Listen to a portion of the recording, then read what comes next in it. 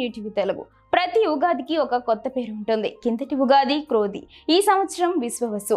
ఇలా ప్రతి సంవత్సరానికి ఒక పేరు చొప్పున 60 పేర్లు ఉన్నాయి. అసలు ఈ పేర్లన్నీ ఎలా వచ్చాయి, అది కూడా 60 పేర్లు ఏంటి? దీనికి ఒక కథ ఉంది.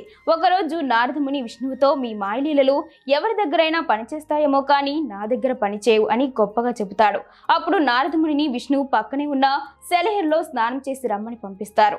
నారదముని సెలయేరులో మునిగి తేలగానే ఒక కన్యగా మారిపోయి తన గతమంతా మర్చిపోతాడు. ఆ కన్యని ఒక రాజు చూసి ఇష్టపడి పెళ్లి చేసుకుంటాడు. వాళ్ళకి 60 మంది సంతానం పుడతారు. ఒక యుద్ధంలో ఆ రాజుతో పాటు తన 60 మంది పిల్లలు మరణిస్తారు. ఆ బాధతో విష్ణువుని ప్రార్థిస్తుంది. అప్పుడు విష్ణువు ప్రత్యక్షమై, ఓ నారదముని, నీవు ఎవరో నీకు గుర్తులేదా అని అంటాడు. వెంటనే ఆ రాణి నారదమునిలా మారిపోతుంది. మీ మాయ నా దగ్గర పనిచేయదు అన్నందుకు క్షమించండి.